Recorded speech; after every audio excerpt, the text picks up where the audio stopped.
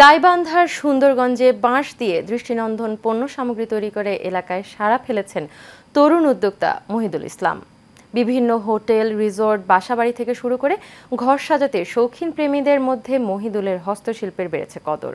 তার এই উদ্যোগ অনেক উদ্যোক্তাকে অনুপ্রেরণা যোগাচ্ছে। গাইবান্ধা থেকে সাইফুল ইসলাম সাগরের প্রতিবেদন, জানাচ্ছেন আনোয়ার রাজ।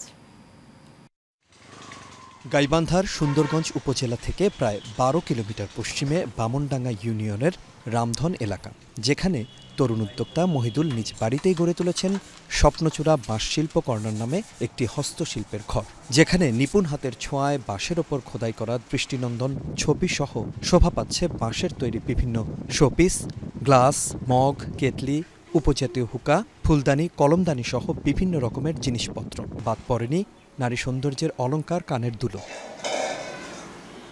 উদ্যোক্তা মহিদুল ইসলাম জানান, বাবার কাছ থেকে শিখেছেন এই শিল্প। এখন লোকবল ও প্রশিক্ষণের ব্যবস্থা করা গেলে এই শিল্প আরও সম্প্রসারিত করবেন তিনি। বাঁশ দিয়ে এমন কিছু নেই যে তৈরি করা সম্ভব না। বাঁশের আর কি যাবতীয় সামগ্রী তৈরি করা সম্ভব এবং সেগুলো ব্যবহার উপযোগী। তো আমার চাই যে আমাদের প্রোডাক্ট দেশে এবং দেশের বাইরে সুনাম অর্জন করবে।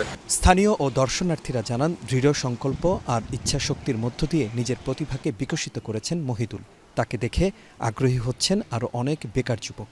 এটা দিয়ে ব্যাপক কর্মযোগ্য সৃষ্টি করতে পারবে, যার মাধ্যমে এলাকার বেকারত্ব দূর হবে। তার এই বাঁশ শিল্প ইতিমধ্যে সারা দেশে, আমাদের এলাকাতে বটে এবং সারা দেশের ব্যাপক সাড়া জুগিয়েছে। বাঁশ শিল্প যেখানে হারিয়ে গিয়েছে সেখানে উনি নতুন করে সেটাকে আসলে তৈরি করে আমাদের সামনে দাঁড় করিয়েছে।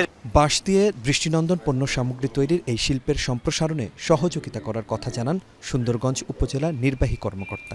যদি তারা এখানে আরও উদ্যমী লোক বা আরও আগ্রহী লোক পাওয়া যায়, সেখানে দল গঠন করে 20 জন বা 30 জনের এরকম দল গঠন করে তাদেরকে আমরা প্রশিক্ষণের ব্যবস্থা করব। এলাকায় কর্মসংস্থান ও এই বাঁশ শিল্পকে বাঁচিয়ে রাখতে সরকারের পক্ষ থেকে প্রয়োজনীয় সহযোগিতার দাবি এই উদ্যোক্তার।